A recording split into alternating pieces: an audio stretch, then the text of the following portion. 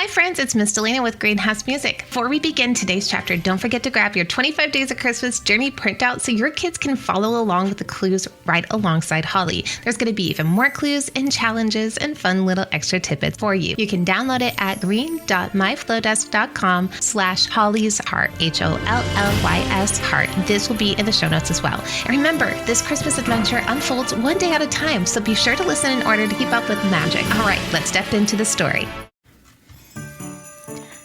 Somewhere between breakfast and lunchtime, Holly realized that Papa's letter was not going to turn into something obvious.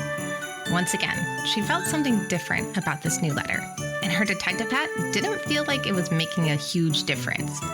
Just like the last few days, she read it first thing in the morning. Detectives had routines, and this one she was enjoying. It also meant there was less distractions. And by distractions, she meant Levi. Sitting on her bed with her detective hat tilted just right, she had unfolded the green and white envelope and taken her time letting the day wait while she listened first. The letter didn't just feel different, it was different. Papa had not written about a song. He didn't mention singing or melodies or familiar lyrics. There was no place or person he pointed towards. There was no lesson or story. Suddenly, it felt like she had nothing to solve, and that made her uneasy. What was she supposed to do? She stared at the clueless, riddleless words with a puzzled look on her face. Speaking of puzzles, there was none of that either.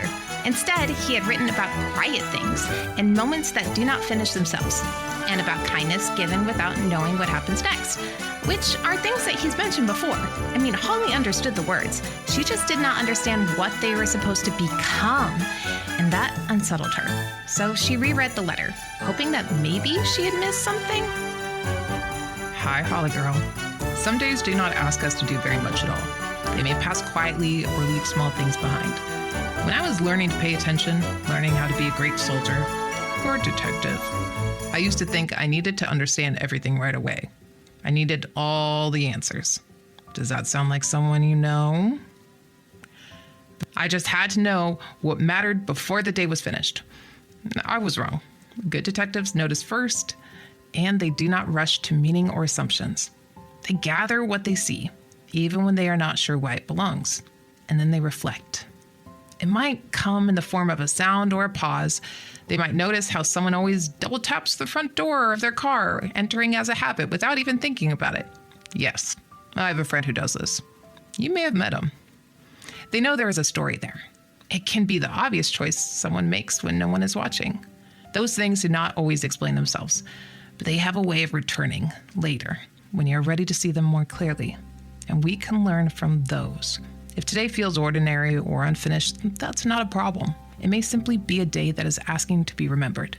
You might write down what stays with you, not to sort it or solve it, but to reflect. Keep it safe for later and to learn from. Trust your eyes, just like I do. And I trust what you're learning to notice as well. All my love, Papa. And just like that, that's it. And it made her feel like she was holding a letter with next to nothing to say. Of course, it would be precious because it was from Papa, but it led her nowhere. The only thing that felt like something was writing clues down. He had told her to notice, so Holly did what she always did when she was unsure. She looked for clues. Clue number 1, Levi dropped his spoon at breakfast. That's not unusual. Clue number 2, Mama paused before answering the phone. Again, kind of normal. Clue number 3, the sky was gray but more bright near the edges. Okay, that one's pretty. Clue number 4, Mr. Gutsky waved, made silly faces while he walked by their house. Clue number 5, a bird sat on the fence for a long time. Clue number 6, the clock ticked louder than usual. Ugh, these are clues? They don't feel like clues. Holly tapped her pencil because none of it just felt right. She flipped the page and added another entry. Clue number 7. I feel like I'm missing something. That one made her sigh. Levi toddled past, dragging a ribbon he probably found somewhere under the couch. He probably hummed his own invented tune as well. Mama stood at the counter, folding laundry, moving slowly, deliberately, and Holly watched her for a moment. And then she finally spoke. Mama? Yes, love? I think I'm doing Papa's letter wrong. Mama did not look surprised, and she did not rush over. She folded one more shirt before answering. What makes you think that? Holly slid the notebook toward her and pointed at the page. I wrote everything down, like he said, but none of it makes sense, and I don't know what it's supposed to mean. Mama glanced at the list, not reading it closely, just seeing it. You noticed a lot today, she said gently. Holly frowned. But it's just stuff, she said. Nothing important happened. I didn't help anyone. I didn't go anywhere. I didn't even get stuck on a hard clue because it doesn't feel like there is a clue. Mama folded another shirt and placed it neatly on the pile. Did Papa say it had to be important? Holly hesitated. No, she admitted. She looked back at the page. The words stared up at her, patient and unbothered by her uncertainty. Mama? She asked again. Yes? Do you tell Papa everything I do for the challenges? Holly asked. Like how I earn the letters? Specifically what I did? Mama paused, then shook her head. No, sweetheart. That part is all yours. Holly was fidgeting with her pencil and it stopped midair. Wait, you don't? She asked. Mama smiled softly. Your Papa wanted to give you the letters, but he also wanted you to live the days. Holly looked down again, this time more slowly and focused. Papa didn't know about the snowstorm, or the flat tire, or Mr. Archer kneeling in the cold, or the way that Mama had taken a breath before answering the phone, or the way Levi hummed even when the room was quiet. Okay, maybe he knew those last two. Papa knew the lessons he had written, but he did not know how they had shown up in my days. Holly's chest felt light, like something had gently shifted into place and connected. Oh, she said. Not loud, just enough for the word to exist in the air. And Mama did not interrupt. Holly flipped back a page, and then another. She saw her own handwriting scattered across the notebook, maps and lists of half-finished thoughts, moments she had rushed past at the time, and she turned to a clean page. This time, she did not write quickly. She did not even write clues. She wrote. Mama paused instead of rushing. Mr. Archer stopped to help without being asked. Levi kept humming even when no one was listening, just because he liked to spread joy. Waiting felt uncomfortable, but it doesn't last forever. She sat back up and read it again. Those things had not happened today. They had happened across many days. Normal days, ordinary days, days Papa could not see from where he was. But they were days that she had lived. There wasn't very much that happened today, Mama, Holly said, almost to herself, but also to Mama. And Mama nodded. Well, some days are like that. Holly chewed at the end of her pencil. But these things still mattered. Yes, Mama said, listening and hoping that she'll make her own connections. They did. Holly added another line beneath the list. Some lessons don't announce themselves. She paused and then wrote one more. Maybe I can write about the other days too. She looked up at Mama, eyes thoughtful. Is that okay? And Mama smiled. I think your Papa would love that. Levi wandered over and leaned against Holly's chair, humming again. No tune anyone else could recognize. And Holly rested her hand on his hair without thinking. She closed her notebook gently. For the first time all day, she did not feel behind. She did not feel like she had missed something. She felt like she had found a new way to pay attention. Reflection. I'm going to write about the first challenge day. All right, go ahead. She used her reflections to write her first letter back to Papa. And this is what it said. Dear Papa, I'm writing about the first challenge day. It was with Miss Waverly. The morning, I was really excited. We were gonna go see Santa at the cafe. I even picked up my sparkly sweater the night before, the one with the jingly buttons. And Levi was smashing blueberries again. Mama was making oatmeal. Everything felt normal. You know, the good kind of normal? And then I saw it. Mrs. Waverly's lights were off.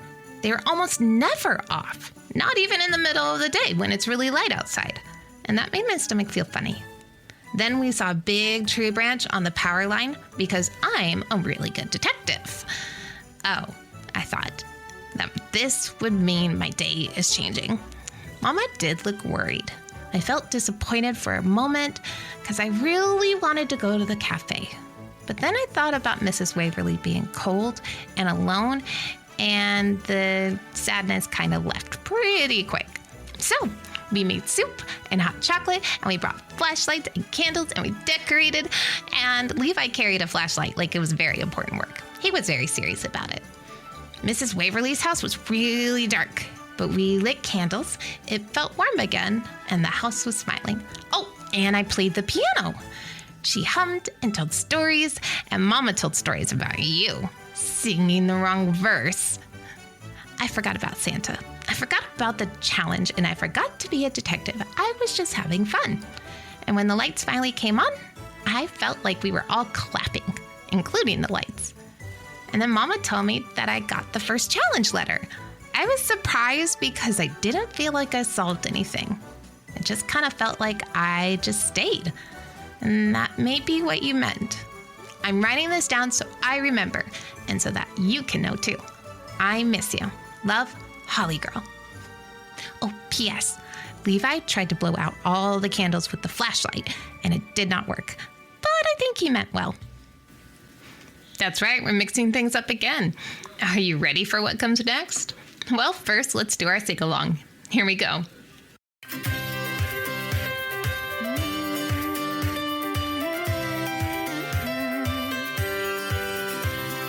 Hark the herald angels sing, glory to the newborn King. Peace on earth and mercy mild, God and sinners reconciled. Joyful ye nations rise, joy the triumph of the skies. With angelic hosts proclaim, Christ is born in Bethlehem. Hark the herald angels sing, glory to the newborn King. Christ the highest heaven adored, Christ the everlasting Lord. Late in time, behold him come, offspring of a virgin's womb. Veiled in flesh, the Godhead see. Hail the incarnate deity. Pleased as man with man to dwell. Jesus, our Emmanuel. Hark the herald angels sing, glory to the newborn King. Hail the heaven-born Prince of Peace. Hail the Son of Righteousness. Light and love to all he brings. Risen with healing in his wings. Love's healing, his glory find. Born that men no more may die. Born to raise the son of God. Born to give him second birth. Hark the herald angels sing, glory to the newborn King. Hark the herald angels sing, glory to the newborn King. And that's today's chapter of our 25 Days of Christmas adventure. If you haven't grabbed our journey printout yet, you can still get it at green.myflowdesk.com/Holly's Heart, so your kids can track each clue and stay part of the magic. Come back tomorrow for our next piece of the story, and remember, the adventure makes the most sense when you listen in order. So go back and listen to any of the ones that you might have missed. You'll hear from me tomorrow. Bye.